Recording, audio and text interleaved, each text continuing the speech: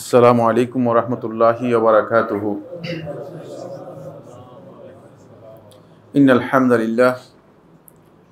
হামদালিল্লাহি নাহমাদুহু ওয়া নাস্তাঈনুহু ওয়া নাস্তাগফিরুহু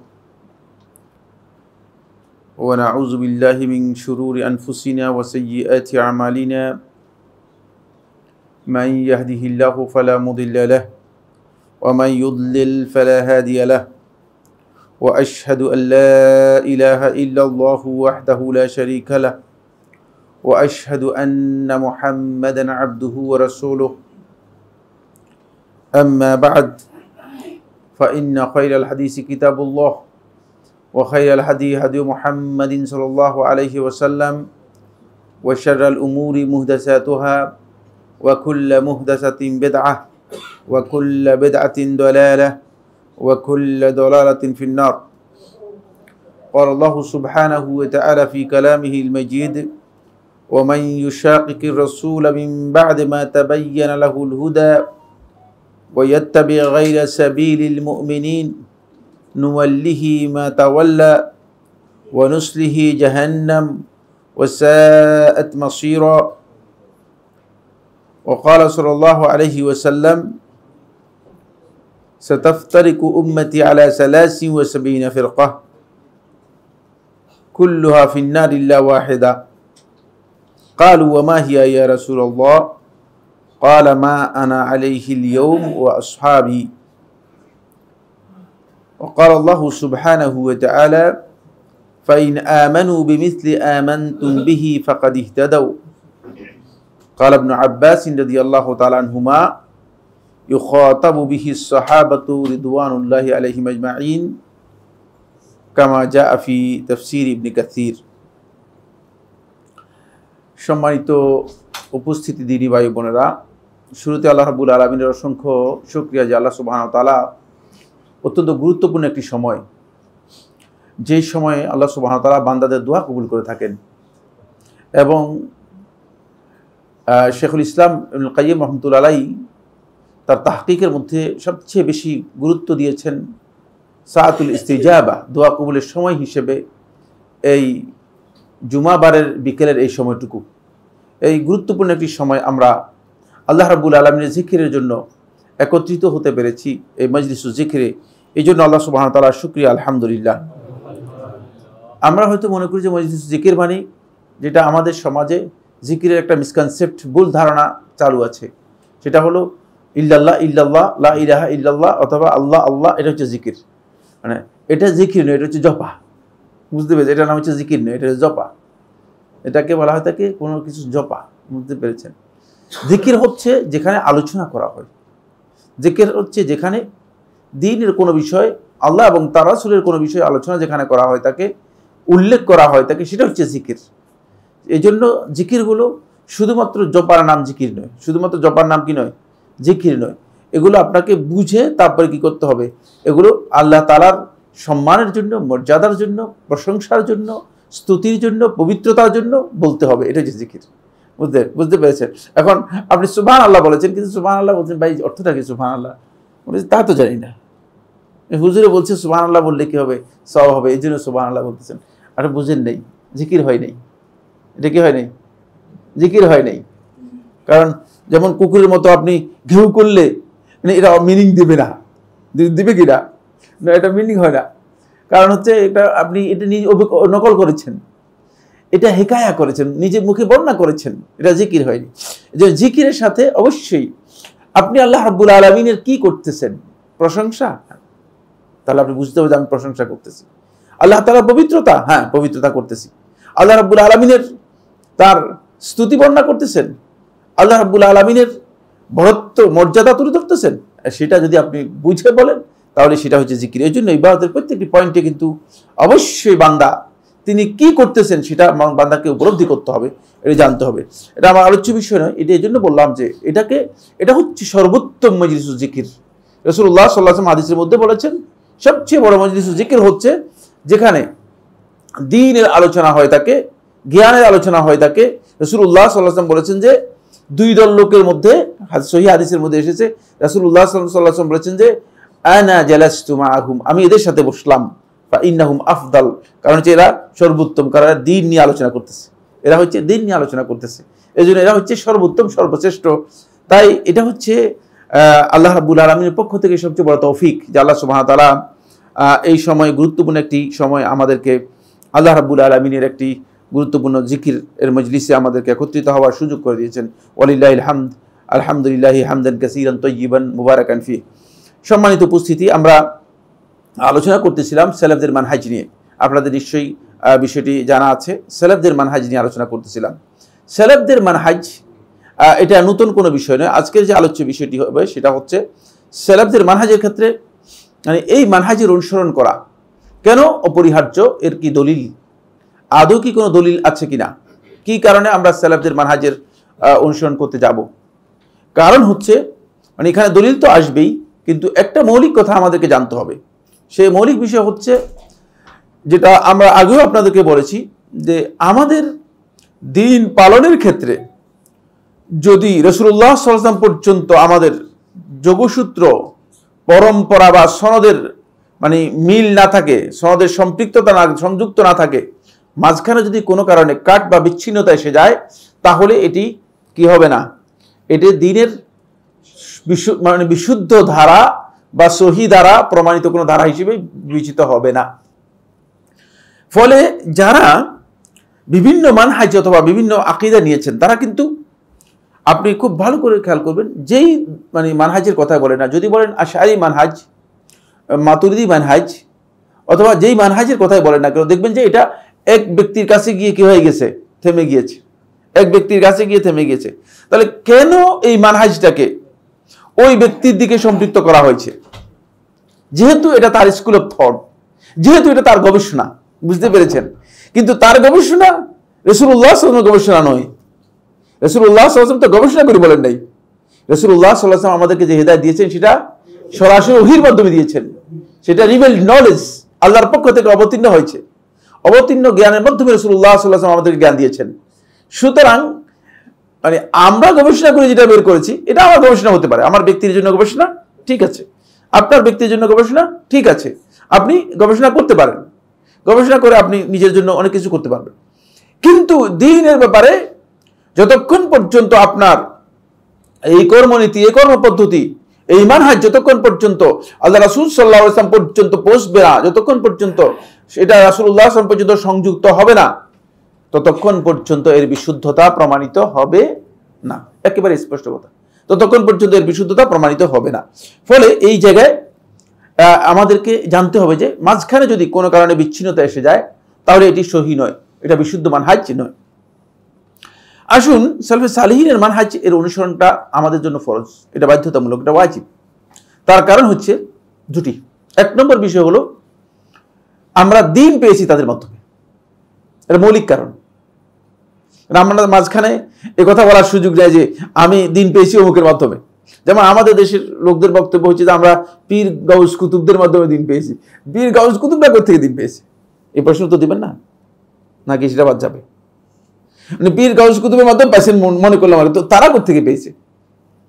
তাদের একটা সূত্র আছে নাকি সূত্র ছাড়াই তারা নিজেরা তৈরি করেছে দিন? না, অবশ্যই সূত্র আছে।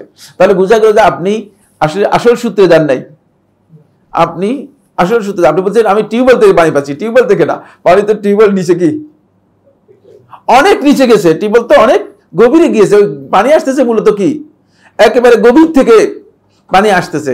মানে আপনি টিউবওয়েলের কথা বলে চলবে না। এই জন্য আপনার খেয়াল রাখতে হবে যে মানে এই কথা শুদ্ধ হবে না যদি আপনি বলেন যে আমি অমুকের কাছ থেকে দ্বীন পেয়েছি। আপনার এখানে খেয়াল রাখতে হবে যে পয়েন্টটি, সেটা হলো আপনার সূত্রটা ঠিক আছে কিনা, যে সূত্র থেকে আপনি নিচ্ছেন সেই সূত্রটা ঠিক আছে কিনা। কারণ আমরা সাহাবায়ে কেরাম সহ সাহাবায়ে কেরামদের পরবর্তী তাবেঈন, তাবেঈনদের পরবর্তী তাবেঈন, এদের পরবর্তী আইম্মাতুল ইজতিহাদ, এবং এই পরম্পরায় এই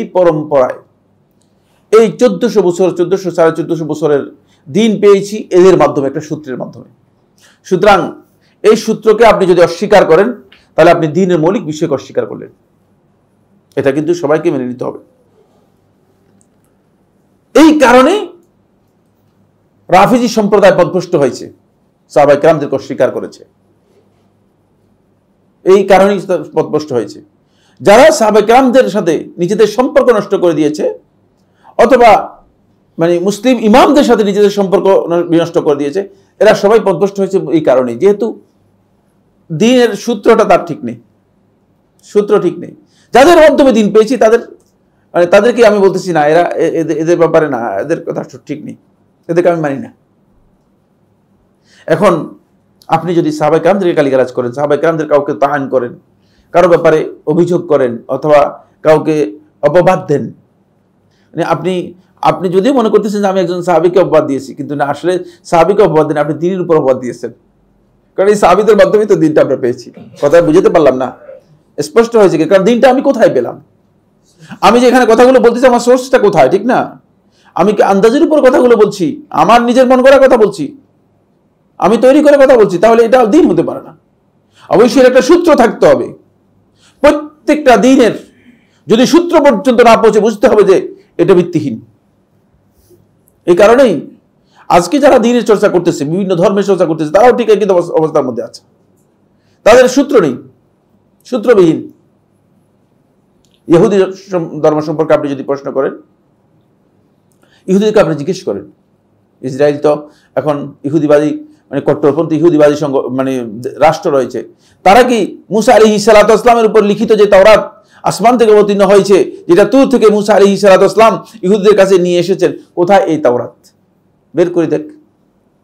জানে না, কিচ্ছু জানে না, কিছু জানা নেই, কারণ এটা হারিয়ে গেছে।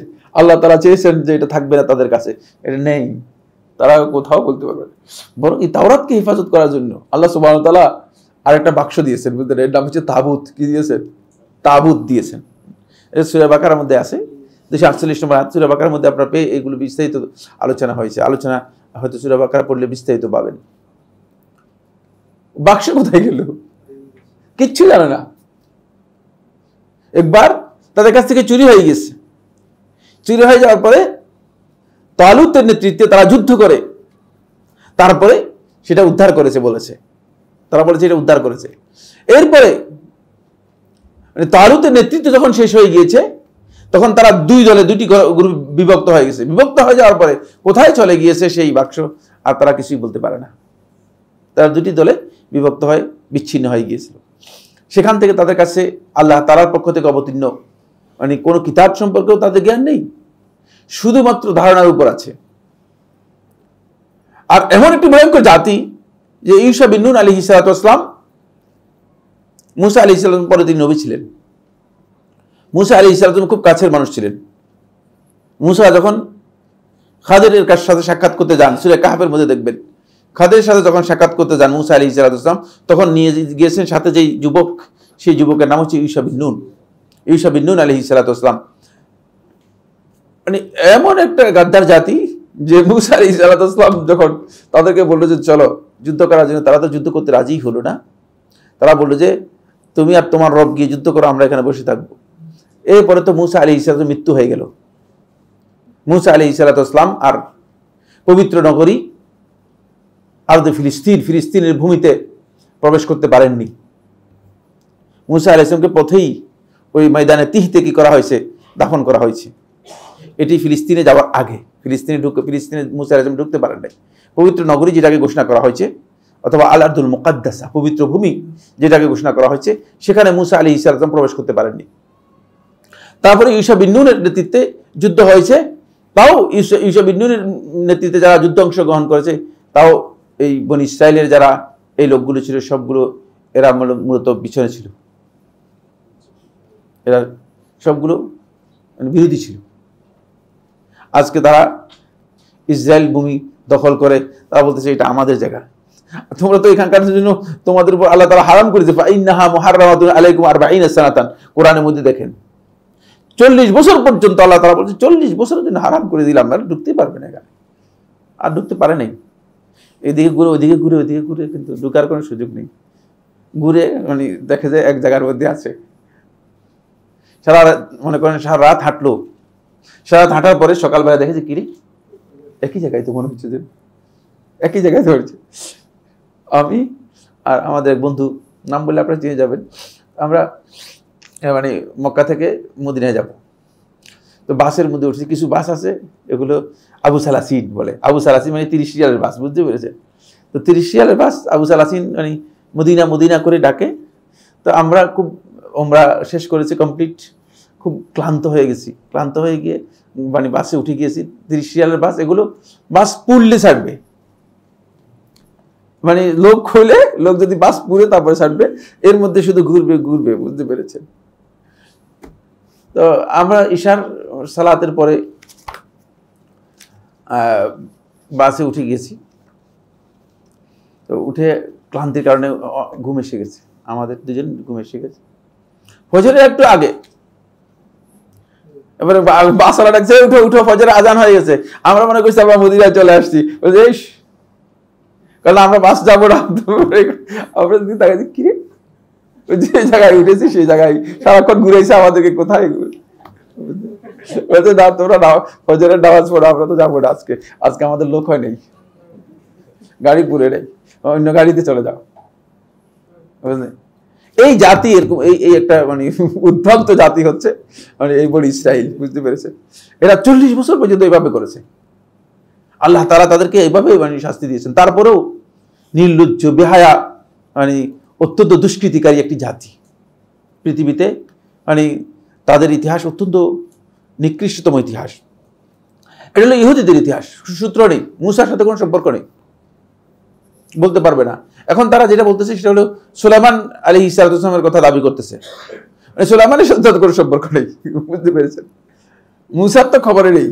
মানে তারা বলতেছে যে এখানে মানে এই ফিলিস্তিনের এই জায়গায় আল হাইকালুস সুলাইমানি, সুলাইমান একটা বড় গির্জা তৈরি করেছিল, সেই গির্জাটা এখানে এই নিচে আছে। মুসলমানরা এর উপরে কি করে দিয়েছে, এর উপরে মসজিদ তৈরি করে দিয়েছে। এটা এতে ইন্ডিয়াতে শুনে না এরকম গল্প, মসজিদের নিচে নাকি গির্জা ছিল, রাম মন্দির ছিল। মানে শয়তানের পদ্ধতি দেখছেন কিনা? শয়তানের একই পদ্ধতি, শয়তান এখানে যে ধরনের কাজ করে ওখানে সে ধরনের কাজ করে, একই পদ্ধতিতে শয়তান এই কাজ করে থাকে। নাউজুবিল্লাহ। তোমরা মানে তোমাদের কাছে কি ডকুমেন্ট আছে? আন্দাজের উপর কথা বলছে। ফলে মানে এই বিশাল মানে পবিত্র এলাকার মসজিদের তলদেশে সুড়ঙ্গ করে ফেলছে, অন্তত পক্ষে মনে করেন 1-2 কিলোমিটার পর্যন্ত সুড়ঙ্গই করে ফেলছে মানে ভেঙে যাওয়ার জন্য। 1-2 কিলোমিটার সুড়ঙ্গ, এটা মানে বিশাল একটা এরিয়া, অনেক বড় একটা মানে এরিয়া, পুরাটাই অনেক বড় এরিয়া। এর স্কোয়ার ফিট হচ্ছে 1,74,000 মিটার।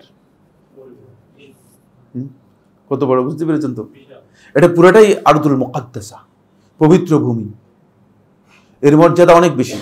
সুতরাং মানে তারা এগুলো এইসব কিছু করতেছে, কিন্তু তাদের কোনো সূত্র নেই, কিচ্ছু নেই, ওই মূল সূত্রের সাথে সম্পর্ক নেই। 2 নম্বর হচ্ছে খ্রিস্টানরা, ঈসা আলাইহিস সালামের সাথে তাদের কোনো সম্পর্ক নেই।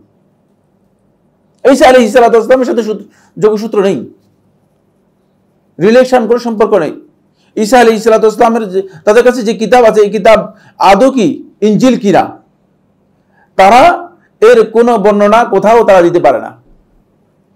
বরং তাদের বইগুলোতে তারা স্পষ্ট করে উল্লেখ করেছে যে এই ঈসার নামে যে ইনজিলের কথা উল্লেখ করা হচ্ছে এটা ভুয়া, তারাই উল্লেখ করেছে। ব্রিটেন বিশ্বকোষের মধ্যে একথা উল্লেখ করা হয়েছে যে ইনজিল ভুয়া, এটা শুদ্ধ নয়, কারণ এটা ঈসা আলাইহিস সালামের কাছে থেকে পাওয়া যায়নি। ইনজিল কোথায় চলে গিয়েছে তারাও কিছু বলতে পারবে না, সূত্র নেই। কিন্তু আপনি আমার কাছে আসেন, ইসলামের কাছে আসেন, তাহলে আপনার এক এক করে মুহাম্মদ রাসূলুল্লাহ সাল্লাল্লাহু আলাইহি ওয়াসাল্লাম পর্যন্ত যদি সূত্র না দিতে পারে, কোনো বক্তব্য দিতে পারবে না, কোনো বক্তব্য গ্রহণযোগ্য হবে না আমাদের কাছে। এটাই হচ্ছে সালাফদের মানহাজ। এখানে সূত্র ছাড়া কোনো বক্তব্যই নেই। এখানে আপনার বক্তব্য দিতে হলে আপনি বলতে হবে কে বলেছে, কে বলেছে। সাম্মু লানা আসমাআকুম তোমরা যাদের কাছ থেকে বর্ণনা করছো তাদের নাম বলো, এরা কারা, এদের নাম আগে দাও, এদেরকে চিনি আগে, এটা ঠিক আছে কিনা, তারপর আমরা এদের কথা নিব। এটা হচ্ছে সেলেফদের মানহাজ। তাহলে 1 নম্বর কারণ যেটা বললাম সেটা হচ্ছে অবশ্যই আপনার কি থাকতে হবে, সূত্র থাকতে হবে আপনার, মানে এই সূত্র মানে যদি না থাকে তাহলে আপনার এটা গ্রহণযোগ্য হবে না। এই কারণেই মূলত এখানে এটাকে গুরুত্ব দেওয়া হয়েছে। দ্বিতীয় নম্বর যে কারণটি, যে কারণে আমাদের জন্য ওয়াজিব, কারণ দিনের যদি সূত্র না থাকে, দিনে যদি আপনার কোথা থেকে পেলেন এটা যদি সূত্র না থাকে তাহলে দিন বলে লাভ নেই, এটা নিজের মন গড়া কথা হবে। কোনো আমল, কোনো ইবাদত যদি আপনি মন গড়া বলে দেন, এই জন্য আমাদের দেশে যত ইবাদতকে আমরা বলতেছি এটা বেদাত। বেদাত বলছি কেন বাবা? বেদাত বলছি এই জন্যই তো, যেহেতু এর কোনো সূত্র নেই। সূত্র দেখান, সূত্র দেখালে আমি এটা বেদাত বলবো কেন? আমি কি বেদাত বলার জন্য আসছি নাকি? যদি ভালো কাজ হয় আমিও করবো, আপনিও করবেন, অসুবিধা কোথায়? ঠিক না? কিন্তু এটাকে সূত্র দিতে হবে। এই জন্য ইসলামের কাজ হচ্ছে সূত্র জানতে হবে আপনাকে, মানে অন্যথায় আপনি সালাফদের মানহাজের অনুসারী হতে পারবেন না। এটা হলো 1 নম্বর বিষয়। দ্বিতীয় নম্বর যে বিষয়টি সেটা হলো সূত্রের সাথে এই সূত্র সালাফে সালেহিনগণ এইগুলোকে কিভাবে মানে বুঝেছেন এবং কিভাবে এটাকে ব্যাখ্যা দিয়েছেন সেটাও জানতে হবে। কারণ এই ব্যাখ্যা আপনার মন মতো হলে চলবে না, আপনার মন মতো, আপনার আকল মতো হলে চলবে না, আপনার ধ্যান ধারণা অনুযায়ী এই ব্যাখ্যা হলে চলবে না। এই ব্যাখ্যাটা আপনার ধ্যান ধারণা অনুযায়ী হলে চলবে না। কারণ আমার ধ্যান ধারণা অনুযায়ী, আমার চিন্তা অনুযায়ী যদি আমি ব্যাখ্যা করে থাকি তাহলে সেটা ভুল ব্যাখ্যা হয়ে যাবে। ফলে কোরআনে কারীমের ব্যাখ্যার ক্ষেত্রে অথবা হাদিসের ব্যাখ্যার ক্ষেত্রে সেলেফদের যে ব্যাখ্যা রয়েছে সেই ব্যাখ্যাটা আমাদেরকে কি করতে হবে? ক্লিয়ার জানতে হবে। সেই ব্যাখ্যাটা যদি আমরা জানতে পারি তাহলে আমরা স্পষ্ট হতে পারবো যে আসলে আমি সঠিক জানতে পারলাম কিনা। অন্যথা আপনি সঠিক নয়, সঠিক কি বেঠিক এটা আপনি বাইর করতে পারবেন না।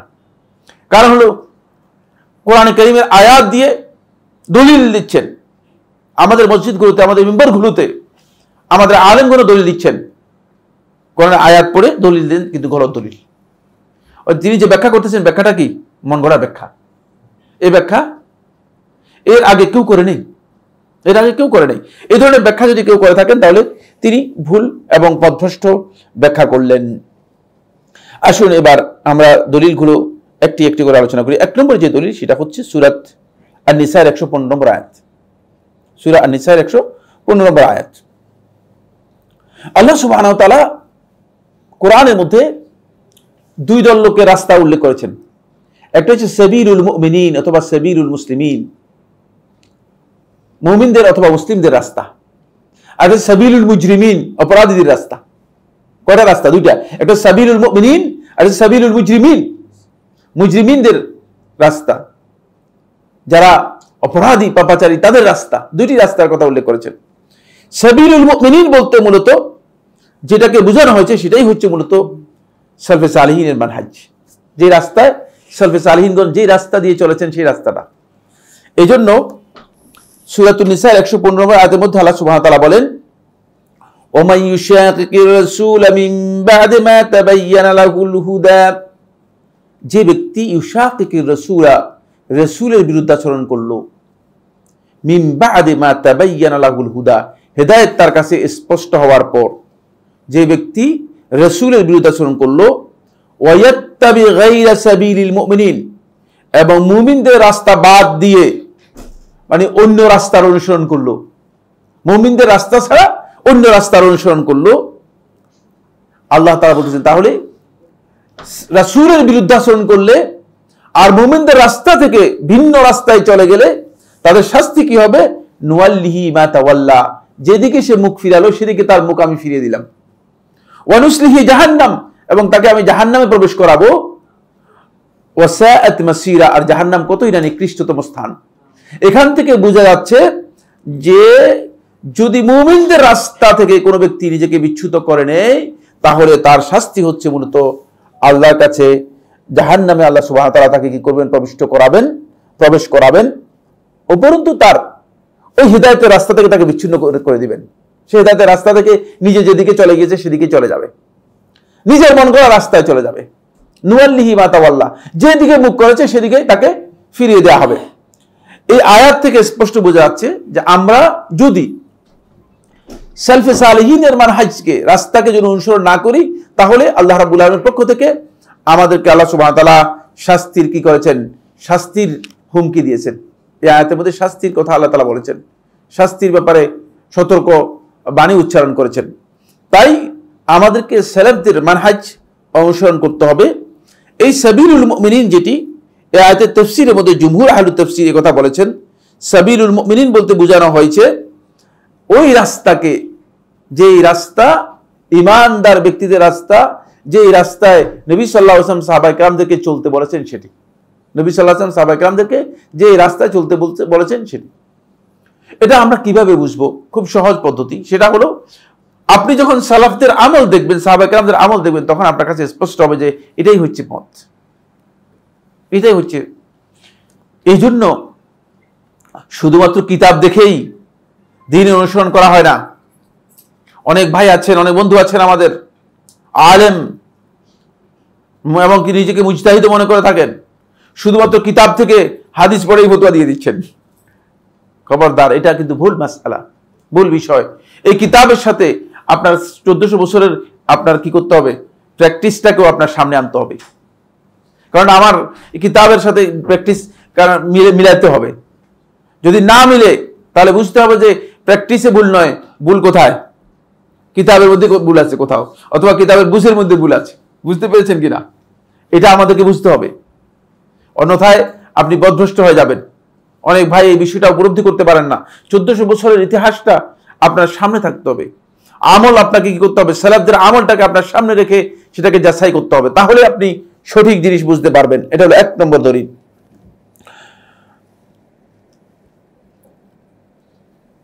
সুতরাং সালাফদের তরিক রাস্তা ছাড়া যদি কেউ অন্য রাস্তা অনুসরণ করে, আল্লাহ সুবহানাহু ওয়া তাআলা এই আয়াতের মধ্যে স্পষ্ট করে একথা বলেছেন যে আল্লাহ রাব্বুল আলামিন তাকে হেদায়েত থেকে বিচ্যুত করে দেবেন, তার মুখ অন্যদিকে ফিরিয়ে দেবেন, হেদায়েত থেকে সে বিচ্যুত হয়ে যাবে। ওমর ইবনে আব্দুল আজিজ রাহমাতুল্লাহ আলাইহি আয়াতের ব্যাখ্যার মধ্যে তিনি বলেন, সান্না রাসূলুল্লাহ সাল্লাল্লাহু আলাইহি ওয়াসাল্লাম ওয়া উলাতুল আমরি বা'দাহু, রাসূলুল্লাহ সাল্লাল্লাহু আলাইহি ওয়াসাল্লাম কিছু বিষয় আমাদের জন্য সুন্নাহতে কি করেছেন, দিক নির্দেশনা দিয়েছেন। ওয়া উলাতুল আমরি বা'দাহু, এবং আল্লাহ রাসূলের পরে রাসূল সাল্লাল্লাহু আলাইহি ওয়াসাল্লামের যারা দায়িত্ব পালন করেছেন, ইয়ানি আবু বকর ওয়া ওমর, আবু বকর ওমর, আল খোলাফায়ে রাশিদিন, তারা সবাই কি করেছে, সান্নাউ বা'দাহু সুনানান, তারা কিছু আমলকে কি করেছেন, আমাদেরকে জানিয়েছেন, কিছু আমল সুন্নত আমাদেরকে দিক নির্দেশনা দিয়েছেন। আল আখযু বিহা, এগুলোকে অনুসরণ করা, এগুলোকে ধরা, এগুলো পাকড়াও করা, এগুলো অনুযায়ী আমল করা, ইত্তিবাউন লিকিতাবিল্লাহি, আল্লাহর কিতাবের অনুসরণ, ও ইস্তিকমালুন লিতাআতিহি, আল্লাহর আনুগত্যের পরিপূর্ণতা, ওয়া কুওয়াতুন আলা দীনিহি, এবং আল্লাহর দ্বীনের উপর অবিচল থাকা, লাইসা লিআহাদিন মিনাল খালকি তাগয়ীরুহা ওয়ালা তাবদীলুহা, কারো জন্য বৈধ নয়, কোন ব্যক্তির জন্য বৈধ নয় এটাকে পরিবর্তন করবে। ওয়ালান নাজরু ফি শাইইন খালাফাহা, এবং মানে এমন কোন বিষয় যেগুলো এর বিপরীত, এই বিষয়ে নিজে মন গড়া মত দেয়া। মান ইহতাদা বিহা ফাহুয়া মুহতাদিন, যেই ব্যক্তি এগুলোর মাধ্যমে হেদায়েত অর্জন করলো সেই মুহতাদি, সেই হেদায়েত প্রাপ্ত হলো। ওয়ামান ইস্তানসারা বিহা ফাহুয়া মানসুর, যে এগুলোর মাধ্যমে সাহায্য চাইলো সেই মূলত সাহায্য প্রাপ্ত হবে।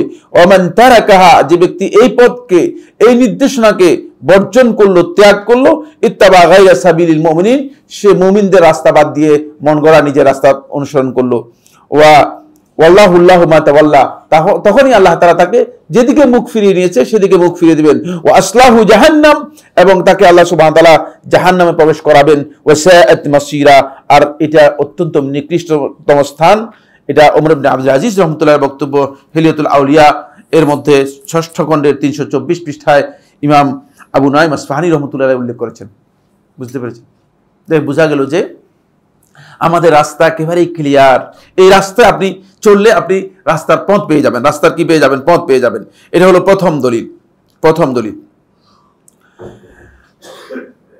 মুমিনদের রাস্তাকে আল্লাহ সুবহানাহু ওয়া তাআলা স্পষ্ট করে দিয়েছেন আমাদের জন্য।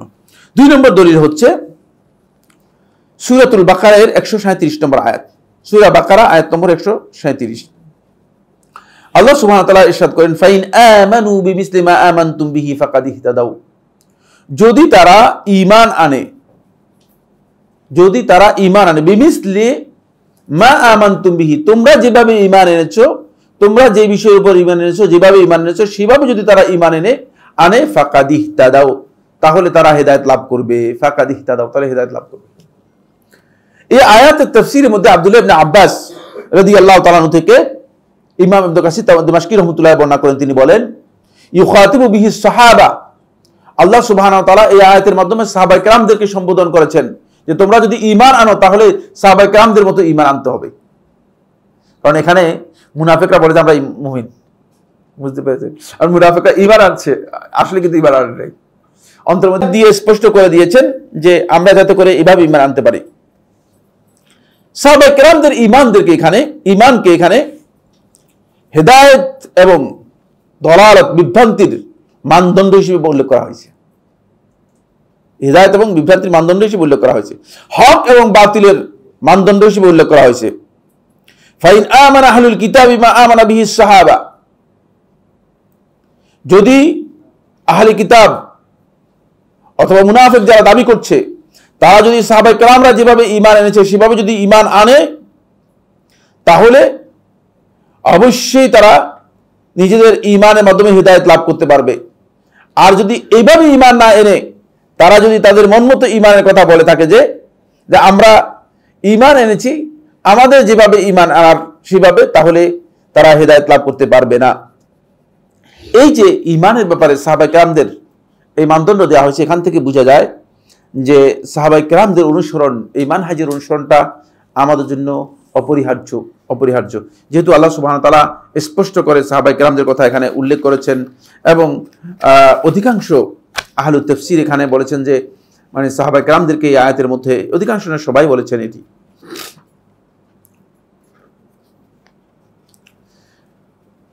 ইত্তিবাউ সাবিলিল মুমিনিন ব্যাখ্যার মধ্যে ইমাম আবু যায়েদ আল কায়রাওয়ানী রাহমাতুল্লাহি আলাইহি বলেন ইত্তিবাউ সাবিলিল মুমিনিন বলতে বোঝানো হয়েছে খায়রুল কুরুন মিন খায়রি উম্মাতিন উখরিজাত লিন-নাস, যা মানে সর্বোচ্চ বা সর্বশ্রেষ্ঠ উম্মতের সর্বশ্রেষ্ঠ যেই মানে প্রথম পর্যায়ের যারা রয়েছেন তাদেরকে বোঝানো হয়েছে, অর্থাৎ নবী সাল্লাল্লাহু আলাইহি ওয়াসাল্লাম সাহাবায়ে কেরামদেরকে বোঝানো হয়েছে। কারণ কি? কারণ হচ্ছে মানুষের জন্য এদের অনুসরণের মধ্যে নাজাত রয়েছে, কারণ এরাই হেদায়েত পেয়েছে। তো এদের নাজাতের ব্যাপারে আর প্রশ্ন নেই। আমার আর আপনার অমুক টমুকের নাজাতের ব্যাপারে কি আছে? প্রশ্ন আছে, কিন্তু এদের হেদায়েতের ব্যাপারে কি নেই? কোনো প্রশ্ন নেই। এই জন্য এদের অনুসরণ করলেই প্রকৃত হেদায়েতটা কি করতে পারবে? লাভ করতে পারবে, প্রকৃত হেদায়েত লাভ করতে পারবে। আসুন এরপরে 3 নম্বর যে আয়াতটি, সেটা হলো সূরা লোকমানের 15 নম্বর আয়াত। সূরা লোকমানের 15 নম্বর আয়াত। আল্লাহ সুবহানাহু ওয়া তাআলা এই আয়াতের মধ্যে আমাদেরকে নির্দেশ দিচ্ছেন আল্লাহ রাব্বুল আলামিন, যাতে করে আমরা যারা আল্লাহর দিকে প্রত্যাবর্তন করে, আল্লাহর দিকে ফিরে এসে, যারা আল্লাহর রাস্তার দিকে ফিরে এসেছে, তাদের পথ যাতে আমরা অনুসরণ করতে পারি। আল্লাহ তাআলা বলেন ওয়াত্তাবি' সাবিলা মান আনাবা ইলাই, ওয়াত্তাবি', আর আপনি অনুসরণ করুন। যদিও খেতাব করা হয়েছে, সম্বোধন করা হয়েছে রাসূলুল্লাহ সাল্লাল্লাহু আলাইহি ওয়াসাল্লামকে, কিন্তু রাসূলুল্লাহ সাল্লাল্লাহু আলাইহি ওয়াসাল্লামকে সম্বোধন করে এখানে সম্বোধন করা হয়েছে পুরো উম্মাহকে, উম্মার সবাই এর মধ্যে অন্তর্ভুক্ত। আর কোন ব্যাপারে যখন রাসূলকে সম্বোধন করা হয় তখন মানে রাসূলকে সম্বোধন করে যখন অর্ডার করা হয় তাকে, এটা অনেক শক্তিশালী। কারণ যে রাসূলকে সহ নির্দেশ দেওয়া হচ্ছে, মূলত সবার মধ্যে রাসূল সাল্লাল্লাহু আলাইহি ওয়াসাল্লাম অন্তর্ভুক্ত।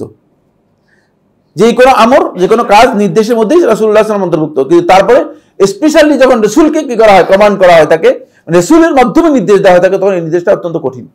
রাসূলকে নির্দেশ দিয়ে উম্মতকে নির্দেশ দেওয়া হচ্ছে। ফলে এই আয়াতের মধ্যে আল্লাহ সুবহানাহু ওয়া তাআলা রাসূলকে নির্দেশ দিচ্ছেন ওয়াত্তাবি', আর আপনি অনুসরণ করুন, সাবিলা মান, তাদের রাস্তা, মান আনাবা ইলাইয়া, যারা আমার দিকে প্রত্যাবর্তন করে এসেছে তাদের রাস্তা। কারা আমার দিকে প্রত্যাবর্তন করে এসেছে? এই আয়াতের তাফসীরের মধ্যে আহলুত তাফসীরগণ বলেছেন হাউলাইল কুরুনুস সালাসা আল্লাযীনা আনাবু ইলাল্লাহি, তারা হচ্ছেন প্রথম 3 যুগের যারা সাহাবায়ে কেরাম, তাবিঈন, তবে তাবিঈন যারা ছিলেন, যারা সত্যিকার ভাবে নবী সাল্লাল্লাহু আলাইহি ওয়াসাল্লামের সুন্নাহর অনুসরণ করেছে নিষ্ঠার সাথে, আনুগত্যের সাথে, তারাই হচ্ছেন মূলত মান আনাবা ইলাইয়া। এদের প্রথম সারিতে সাহাবায়ে কেরামগণ রয়েছেন, এদের প্রথম সারিতে সাহাবায়ে কেরামগণ রয়েছেন। ফাওয়াজাবা ইত্তিবাউ সাবিলিহিম, সুতরাং আমাদের উপর ওয়াজিব হচ্ছে তাদের ইত্তিবাউ সাবিলিহিম, তাদের যে রাস্তা রয়েছে এই রাস্তার অনুসরণ করা, কারণ তাদের রাস্তা অনুসরণ করলে আমরা সত্যিকার হেদায়েতের জায়গায় আমরা পৌঁছতে পারবো।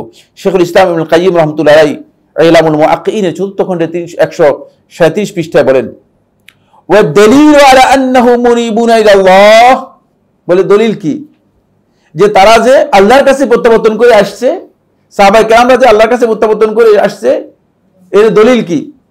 আপনি যে বললেন, ব্যাখ্যা করলেন, যেখানে সাহাবায়ে কেরামদেরকে বোঝানো হয়েছে সাহাবায়ে কেরামগণ যে আল্লাহর কাছে প্রত্যাবর্তন করে এসেছে, এর দলিল কি? ওয়া দালিলু আলা আন্নাহু মুনিবুনা ইলাল্লাহ, যে তারা আল্লাহর কাছে প্রত্যাবর্তনকারী এবং আল্লাহর কাছে প্রত্যাবর্তন করে এসেছে সাহাবায়ে কেরামগণের দলিল কি? আন্নাল্লাহ হাদাহুম, আল্লাহ তাআলা তাদেরকে হেদায়েত দিয়েছেন। ওয়াকাদ কালা ফি কিতাবিহি, আল্লাহর কিতাবের মধ্যে আল্লাহ তাআলা মানে অন্য আয়াতের মধ্যে বলেছেন, সূরা রাদের 27 নম্বর আয়াতের মধ্যে আল্লাহ তাআলা বলেছেন, ওয়া ইয়াহদি ইলাইহি মান আনাব, আর যে ব্যক্তি আল্লাহর দিকে প্রত্যাবর্তন করে আসবে আল্লাহ তাকে হেদায়েত দান করবেন। তাহলে এদেরকে আল্লাহ তাআলা হেদায়েত দিয়েছেন, এই জন্যই এরা হেদায়েতের উপর থাকার কারণে তাদের পথ যদি আপনি অনুসরণ করেন তাহলে আপনি হেদায়েত প্রাপ্ত হবেন। এই জন্য আপনাকে গ্যারান্টি থাকতে হবে, আপনি যে একজন অনুসরণ করতেছেন, অনুসরণকারী যাকে অনুসরণ করতেছেন সে কি মুহতাদি কিনা, হেদায়েত প্রাপ্ত কিনা, মানে তার কাছে হেদায়েত আছে কিনা। তার কাছে হেদায়েত নেই, সন্দেহ রয়েছে, এই ব্যক্তির অনুসরণ করার দরকার নেই। এই ব্যক্তির কাছ থেকে আপনি হেদায়েত দিতে পারবেন না, আপনি হেদায়েত প্রাপ্ত হবেন না। এটাই আল্লাহ সুবহানাহু ওয়া তাআলা এই আয়াতের মধ্যে স্পষ্ট করেছেন। তাহলে বোঝা যাচ্ছে যে এটা 3 নম্বর দলিল। কোরআনে কারীমের 3য় দলিল হচ্ছে এই আয়াত থেকে সাহাবায়ে কেরামদের অনুসরণটা আমাদের জন্য ওয়াজিব করে দেওয়া হয়েছে। এখানে সাহাবায়ে কেরামদের হেদায়েতের ব্যাপারে আল্লাহ সুবহানাহু ওয়া তাআলা বলেছেন, কোরআনে কারীমের অসংখ্য আয়াত রয়েছে, এই আয়াতগুলোতে সরাসরি নির্দেশ দেওয়া হয়েছে, এই জন্য এগুলো দলিল হিসেবে উল্লেখ করা হচ্ছে। কিন্তু সাহাবায়ে কেরামদের ফজিলতের আয়াত আমরা এখানে উল্লেখ করতেছি না, বুঝতে পেরেছেন কিনা?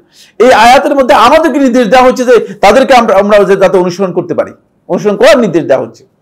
কারণ আমাদের একটা মানদণ্ড দেওয়া হচ্ছে, যে মানদণ্ডের মাধ্যমে আমরা এই মানহাজের অনুসরণ করব। কেন সাহাবায়ে কেরামদের অনুসরণ করব? কারণ এখন বিভিন্ন ফিরকা, বিভিন্ন গোষ্ঠী এই বক্তব্য দিচ্ছে যে আচ্ছা আপনি বলতেছেন যে সাহাবায়ে কেরামদের আমাদের প্রয়োজন কি? কোরআন তো আমাদের কাছে আছে, ঠিক না?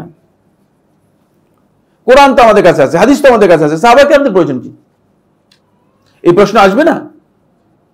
তাহলে আমরা ওই আগে যে 2টি কথা বলে দিয়েছি সেটা আমাদের কি হবে? এটা উত্তর।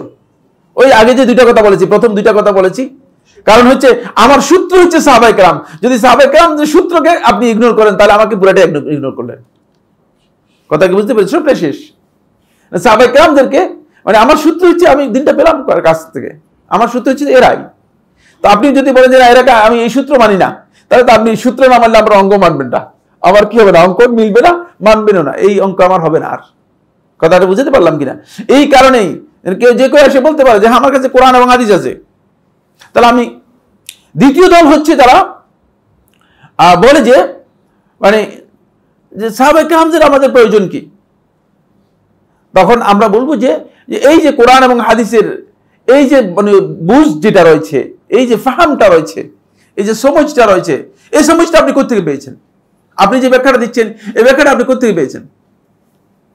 তাহলে তখন আপনি বলবেন যে না, আমি এটা আবিষ্কার করেছি নিজে।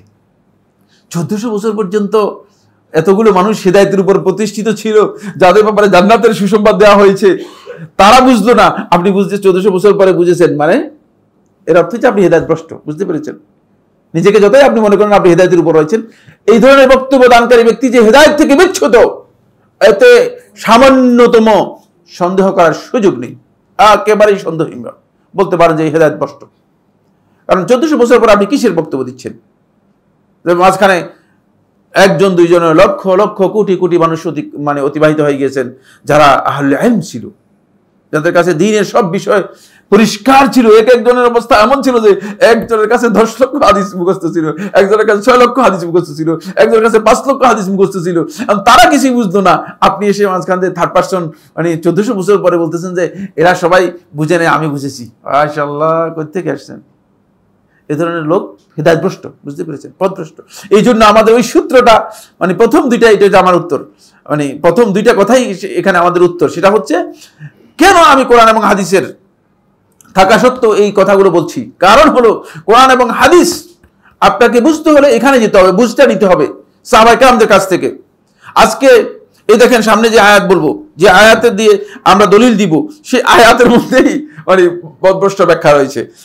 4 নম্বর দলিল, 4 নম্বর দলিল। এই কথাগুলো এই জন্য বললাম যে কারণ একদল আসবে এসে বলবে এই কথা এই আয়াতের আসেন। এই 4 নম্বর দলিল হচ্ছে আল্লাহ তাআলা আমাদেরকে নির্দেশ দিচ্ছেন আমরা যেন তাদের সাথী হই, তাদের সাথী হই। কারা? ইয়া আইয়ুহাল্লাযী, সূরা তাওবার 119 নম্বর আয়াত, সূরা তাওবার আয়াত নম্বর 119, সূরা তাওবার আয়াত নম্বর 119। ইয়া আইয়ুহাল্লাযীনা আমানুত্তাকুল্লাহ, হে ঈমানদারগণ তোমরা আল্লাহ রাব্বুল আলামিনের তাকওয়া অবলম্বন করো। আমানুত্তাকুল্লাহ ওয়া কুনু মা'আস সাদিকিন, এবং তোমরা সত্যবাদী যারা আছে তাদের সাথী হও, সত্যবাদীদের সাথী হও। এই আয়াতের এখন আপনি দেখেন যে এই আয়াত পড়ে মানুষদেরকে মুরিদ বানাচ্ছে, ঠিক কিনা? হ্যাঁ, মুরিদ বানানোর সর্বপ্রথম দলিল হচ্ছে কি?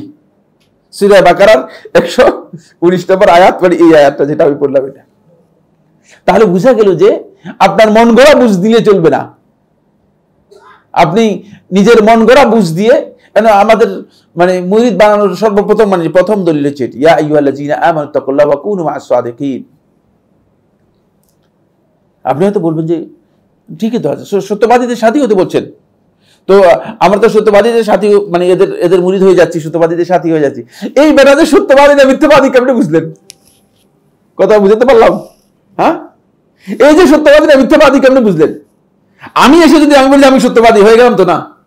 না, আমাকে সত্যবাদী সার্টিফিকেট দিতে হবে, আমার কাছে এরকম একটা সার্টিফিকেট থাকতে হবে যেটা দিয়ে স্পষ্ট প্রমাণ হবে যে আমি সত্যবাদী।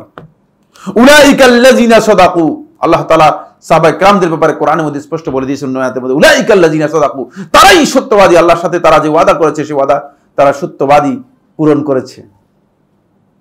উলাইকা হুমুস সাদিকুন, তারাই হচ্ছে সত্যবাদী। আল্লাহ তাআলা কোরআন কারীমে আয়াতের মধ্যে স্পষ্ট করে দিয়েছেন। এজন্য সত্যবাদীদের কথা আল্লাহ তাআলা প্রমাণ পরিচয় দিয়ে দিয়েছেন। এখন আপনার মন গড়া পরিচয় নিয়ে আসলে চলবে না, আপনি নিজে নিজেই সেজে গেলেন।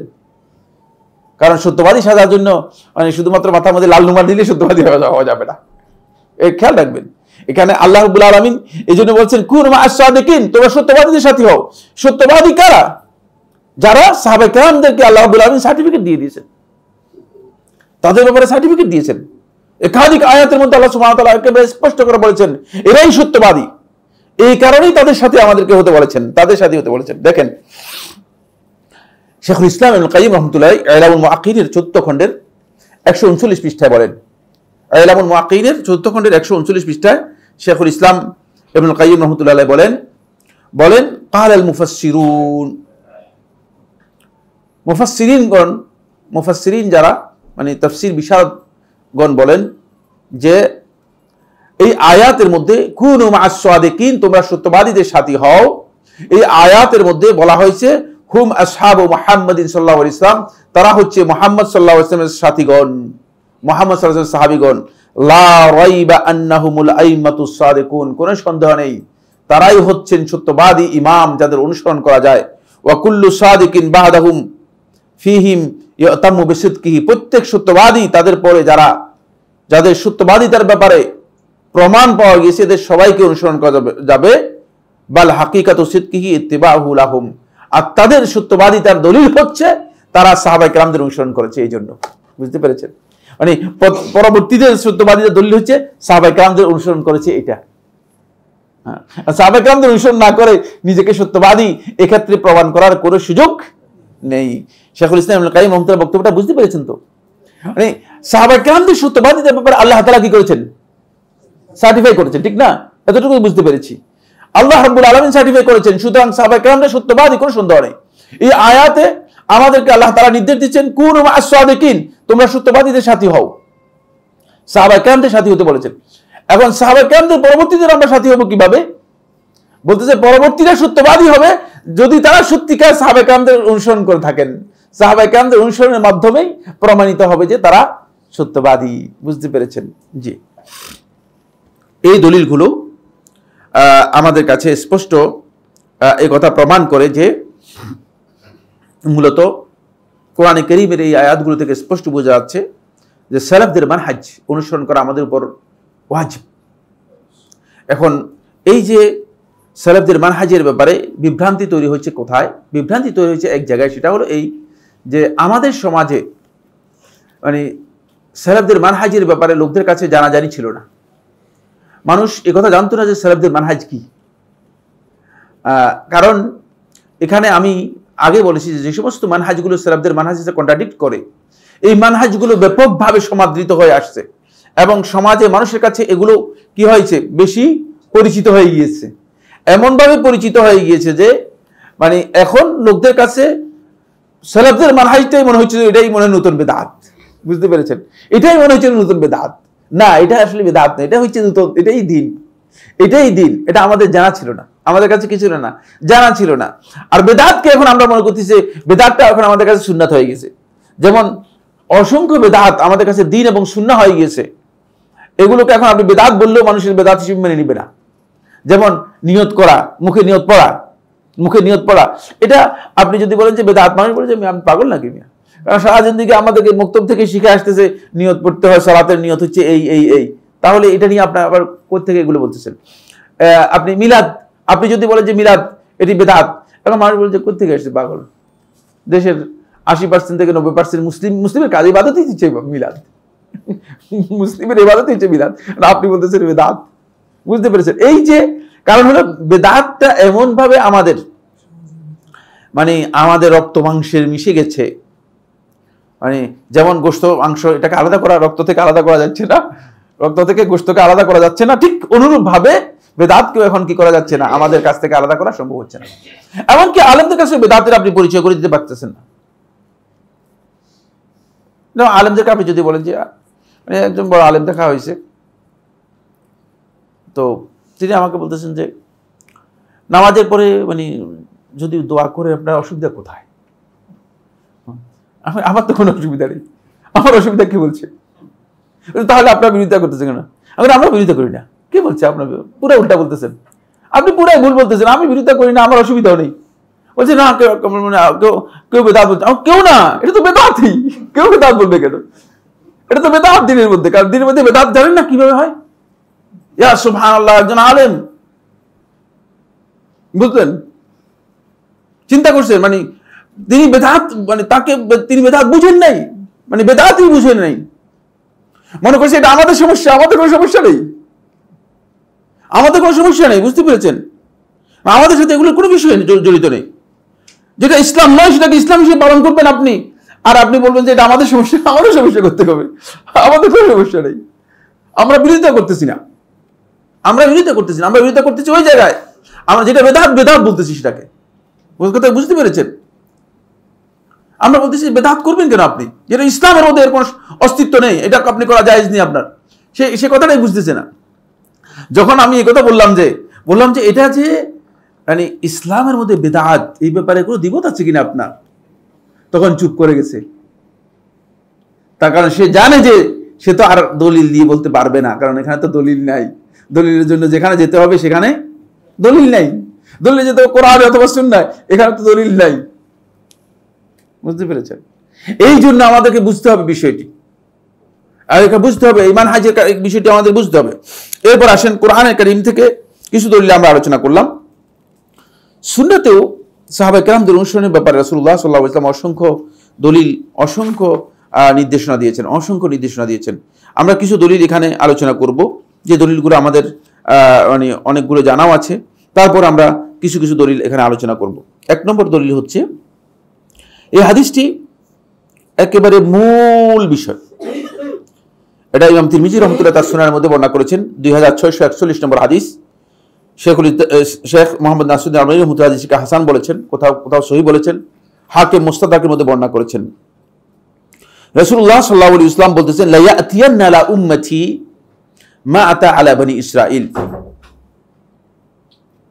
অচিরেই আমার উম্মতের উপর এমন একটা অবস্থা আসবে, মা আতা আলা বনি ইসরাঈল, যে অবস্থা বনি ইসরাঈলের উপর এসেছে, যে দুর্দশা, বিচ্ছিন্নতা, ফিরকাবন্দি বনি ইসরাঈলের উপর এসেছে, মানে এই উম্মতের উপর আসবে। নাউজুবিল্লাহ। এটা উম্মতের উপর এই দুর্দশা, এই ফিতনা, এই বিপর্যয়, মানে এই ফিরকাবন্দি, এটা উম্মতের উপর আসবে। রাসূলুল্লাহ সাল্লাল্লাহু আলাইহি ওয়াসাল্লাম আগেই ভবিষ্যৎবাণী করে গেছেন।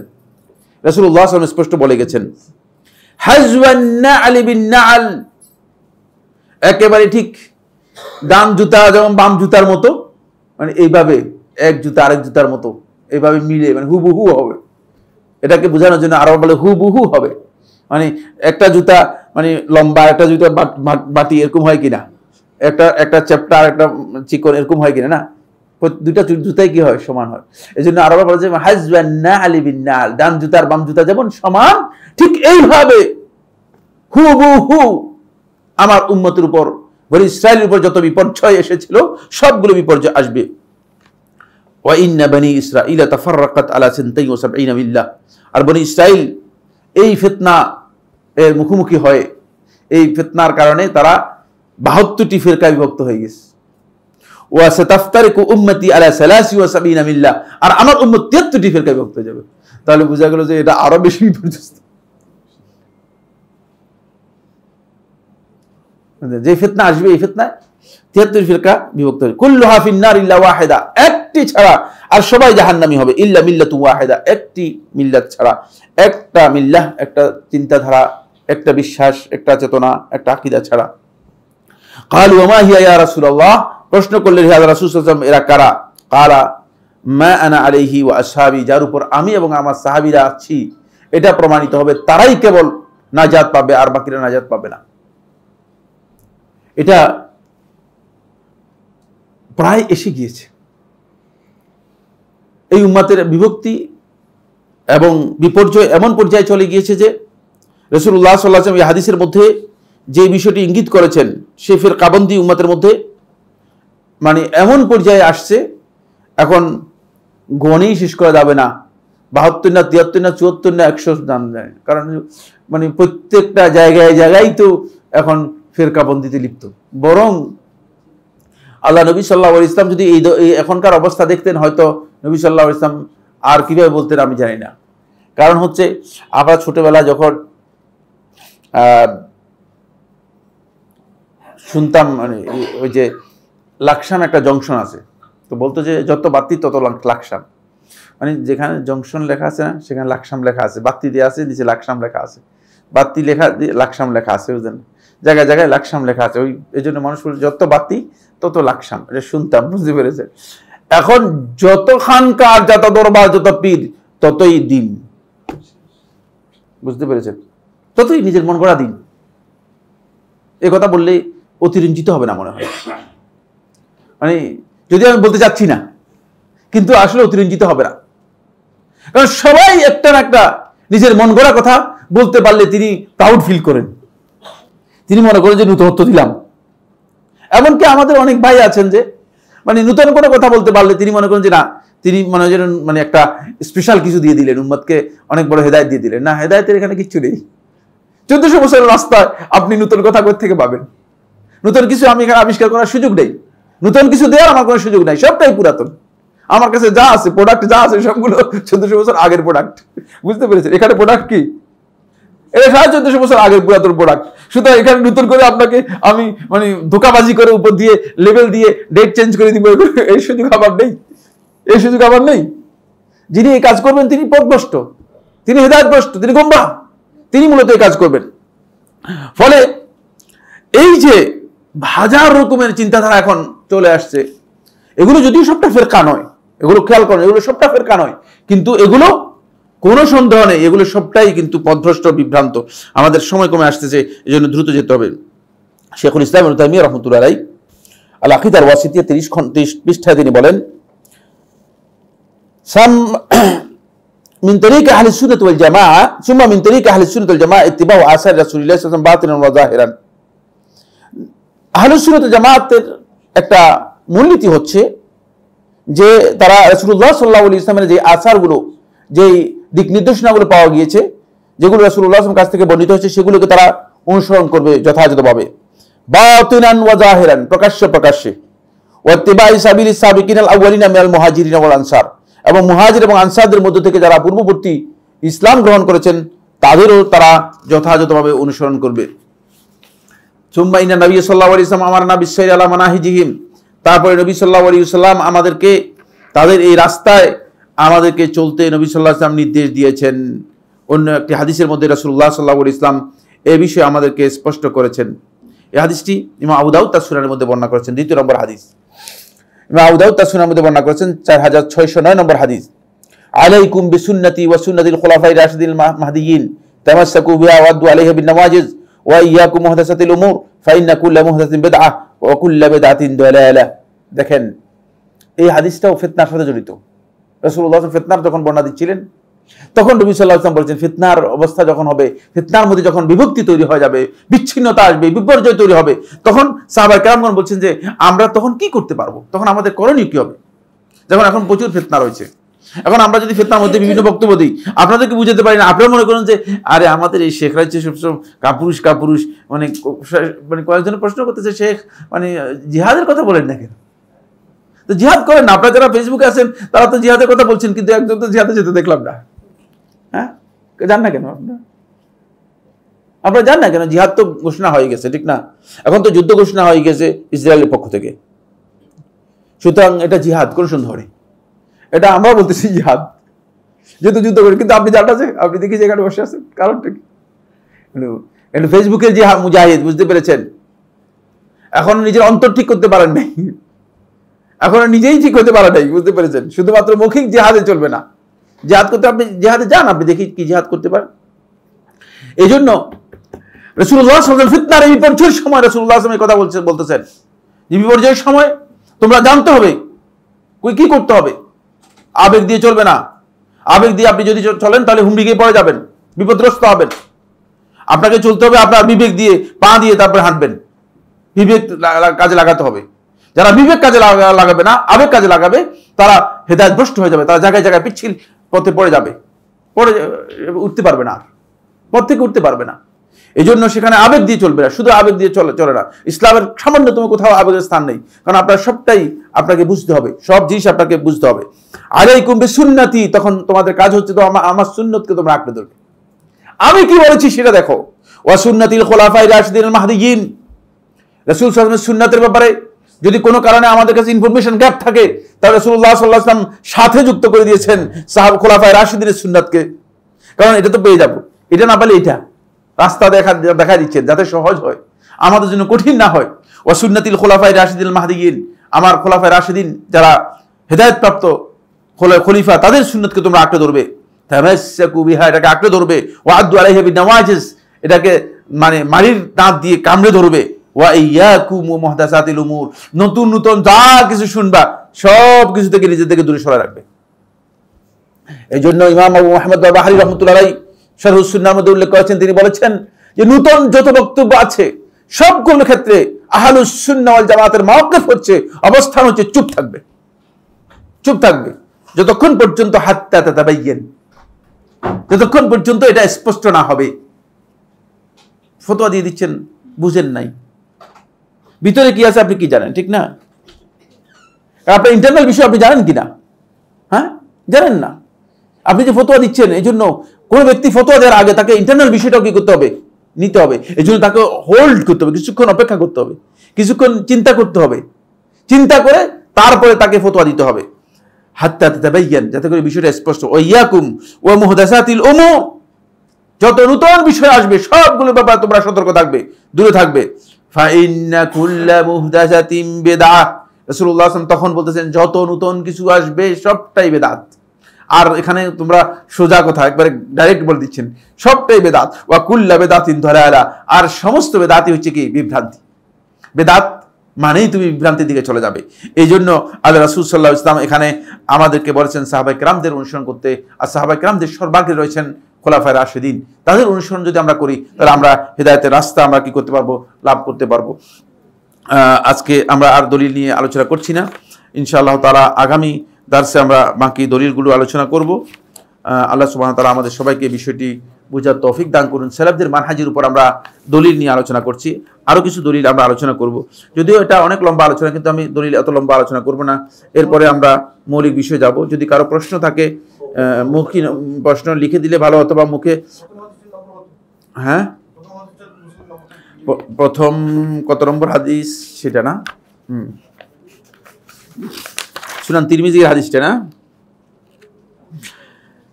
2641।